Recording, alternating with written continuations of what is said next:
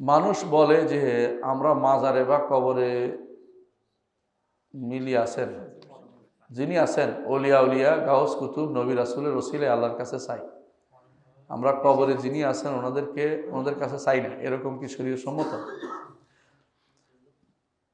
এরকম আচ্ছা, একটু একটু খেয়াল করেন তো, আমার নবী কি কোনোদিন বলছে রাসূলুল্লাহ সাল্লাল্লাহু আলাইহি ওয়াসাল্লামের সময় ইব্রাহিম মারা গেছেন না, কবরের কাছে যাইতে পারেন না, কিন্তু ইচ্ছা বলতে তো পারতেন আল্লাহ ইব্রাহিমের ওসিলা আমার বাবা কার ওসিলা আব্দুল্লাহ নয় এই ইসমাইলের ওসিলায় আল্লাহ আমাকে নবীদের ওসিলায় ওসিলা ওসিলা একটা শব্দ কোনোদিন আসছে কোনো হাদিসে, কোনো কোরআনে আসছে? আপনি এই পদ্ধতি আবিষ্কার করছেন কেন? শয়তানদের আবিষ্কার করা জিনিস। এই ওসিলা তো নেই, ব্যক্তি সত্তার ওসিলা জায়েজ নেই ইসলামে, ব্যক্তি সত্তার ওসিলা ইসলামে জায়েজ নেই। ইসলামে ওসিলা আছে কয়টা? ওসিলা অর্থ নৈকট্য, মাধ্যম না, যে আরেক ভুল।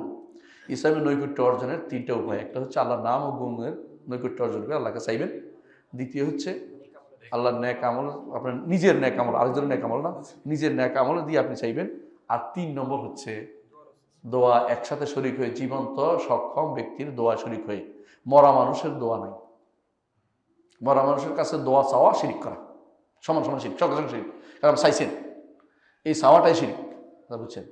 আপনারা যদি কোনো ভালো করে বুঝতে চান, শেখ হোসেন মোহাম্মদ আব্দুল্লাহ রহমতুল্লাহ একটা কিতাব আছে কাশফুস শুবহাত, এটা পড়বেন। কাশফুস শুবহাত পড়লে এর উত্তর পেয়ে যাবেন স্পষ্ট ইনশাআল্লাহ।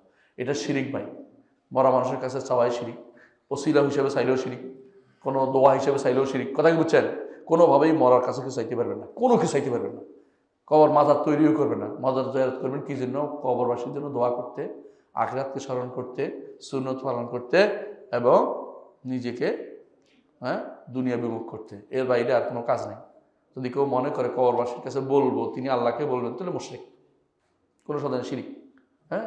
আমাদের তথাকথিত পরাণ পাখি, পরাণ বন্দি লেখক শিরিক করে আছে মদিনা থেকে, আর দেশে এসে আপনাদের কি আইকন মদিনাতে শিরিক করেছে।